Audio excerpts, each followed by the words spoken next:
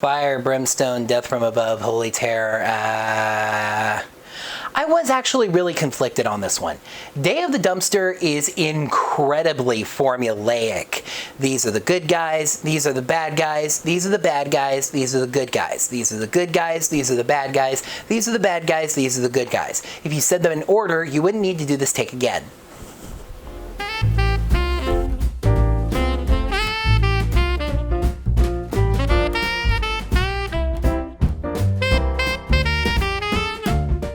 Hello there, heroes. I'm the Orange Ranger, and welcome to another Power Rangers Ninja Steel hiatus video. It's top 10 time again, and as we reach the end of these hiatus videos, the hiatus itself actually having ended several weeks ago, I'm of course thinking of first. There is perhaps not a more exciting or nerve-wracking time for a Power Rangers fan than when it's finally time for the first episode of a brand new season to air. No matter how good or bad the previous season was, it's now in the past, and a new season brings with it new actors, new powers, new Zords, etc. Okay, well, not the super seasons, but I'm getting to that. So, which first episodes did the best job of pushing their seasons away from the shore into the sea of airing? Well, let's find out as we take a look at my top 10 first episodes of Power Rangers. Now, of course, a top 10 list brings with it a set of disclaimers, so let's just get those out of the way. For Mighty Morphin Power Rangers, I am only including the very first episode, Day of the Dumpster. The others don't really introduce a lot of new characters or change things up all that much.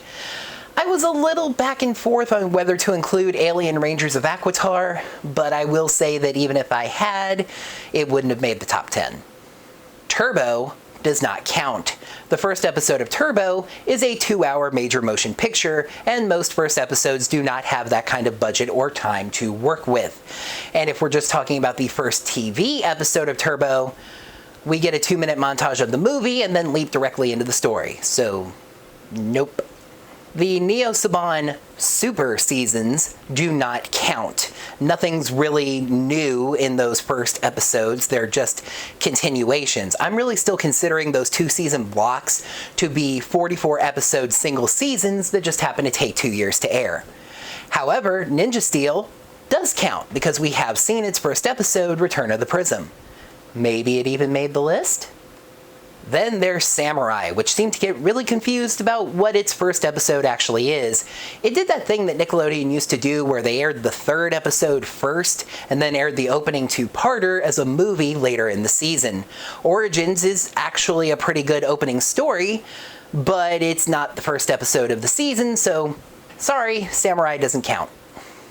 Alright, geez, is that it? That was a ton. I think we're finally done with it, so here we go. Number 10, Prelude to a Storm, Ninja Storm. Ninja Storm's first episode does feel like it gets off to kind of a quick start, but it does a pretty good job in establishing the characters and everything that's going on.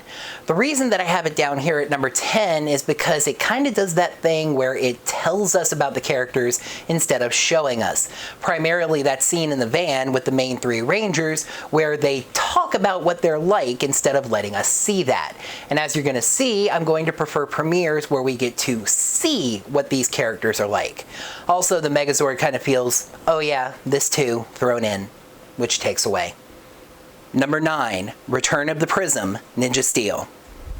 Kind of weird that the 2 Ninja seasons end up back to back, huh? Now, don't worry, Ninja Quest, or would it be A Friend in Need, they're not eligible, so you're not going to see them here. One thing I really like about Return of the Prism is that it inverts the rookie red trope. Instead of the Red Ranger being inexperienced, Brody is the only one who actually knows anything about what's going on, and he has to quickly get the other 4 up to speed. Though this is another one where the Megazord is an afterthought. Number 8, Beginnings, SPD. Well, this would certainly be number 1 on the top 10 least creatively named episodes list, but Beginnings does a pretty good job of setting up the story, the heroes, and the villains. We get a pretty good look at Bridge, Sky, and Sid, although not as much individually, more how they work together, or rather don't, as a team. We get a better look at Jack and Z, although still, it's not quite as much individually as the 2 of them and how they relate to each other. The rest of that comes later.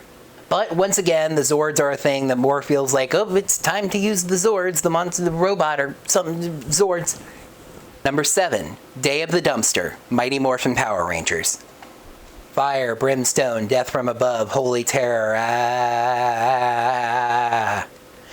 I did actually feel really conflicted about this one, which is why it's sitting in the middle of the list. Day of the Dumpster is incredibly formulaic. These are the bad guys, these are the good guys, these are how your powers work, these are your Zords, yay, we won. But I actually kind of like that because it checks off all my boxes for a first episode. It's not like I'm saying it was bad. Number 6, Powers from the Past, Dino Charge. This episode gets a lot of credit for using no Sentai footage. I mean, at least in the start, it's setting up the characters, the actual first episode. When they set up the Zords and stuff, that's obviously Sentai footage, and that is part of my scoring system. But it loses some of those points for really only focusing character-wise on Tyler, Shelby, and Riley. The others we learn about later on, and we really only get cursory glances at who they are at the start. Part of the Zord episode does focus specifically on Tyler's Zord and tells us some things about the Zords, and that feels like a little more focus and setup than we do usually get for the Zords. Number 5, A Zeo Beginning, Zeo. So this ended up being the only premiere episode on the list where it followed directly on from previous story. I didn't feel like I was going to include those episodes at all because there's not a lot of character introduction involved. This episode only introduces one new character, Tanya, and we had kind of met her previously.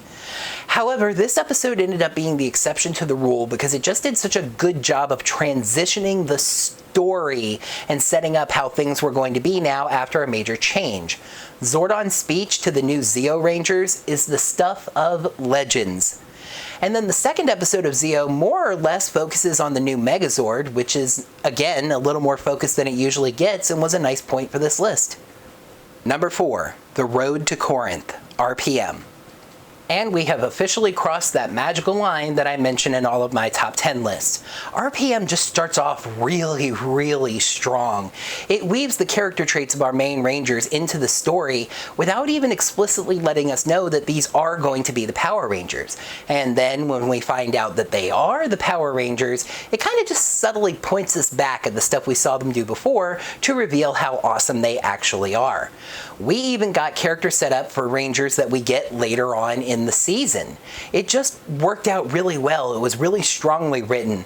The Megazord is kind of minimized, which may have as much been due to Sentai footage as anything else, but the strong writing and characterization made up for that.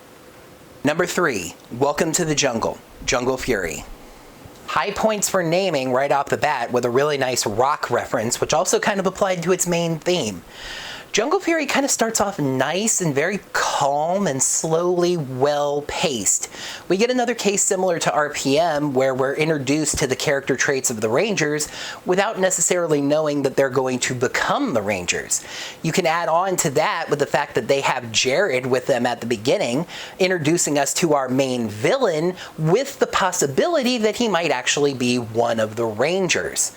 And yet again, we get a second episode where we mainly focus on the concept of the Zords and the Megazords, which I really like. So it's Saban era, the original one, versus Disney era in the final two, with one season that I really actually wasn't all that fond of, and one that I rather enjoyed. So let's see how that all shakes out. Number 2, Day of the Dino, Dino Thunder. While it does steal its title directly from Day of the Dumpster, I really like this episode's character work. This is a prime example of when I was complaining about how other first episodes tell us who the Rangers are instead of showing us. Dino Thunder does a great job of showing us who the Rangers are, and we even get a look at what Tommy's been up to and who he is now. The Zords don't get their own focus episode, but I do like that the Rangers have to earn them instead of just being given them. Number 1, Operation Lightspeed, Lightspeed Rescue. This first episode is just really good to me, both in terms of building the characters and the Zords. Dana recruiting the other Rangers is the ultimate show us, don't tell us moment in learning about what each of them are about as we see what they're doing in their regular lives. Then we get to see her wanting to be a ranger before she realizes that she's already being asked to join the team. Once again, the Zords don't get their own focus episode, but I really love the dual focus when we see them of how they are rescue vehicles first and form the Megazord second. That's why, to me, Operation Lightspeed is number 1. But which of these Ranger premieres got you folks the most excited? Let's take a look at the viewer's choice. Clear-cut winner, clear-cut second place, tie for third. So here we go. Tied for third with 2 votes each were The Road to Corinth and Powers from the Past. In second place with 3 votes is a season that I'm sure most of you expected to be number 1 on my list, but didn't even actually make my list, Force from the Future. But the runaway winner with 6 votes was Day of the Dino. Thanks for voting. The winner of the YouTube shoutout is Tyman215. Thanks for voting, everyone.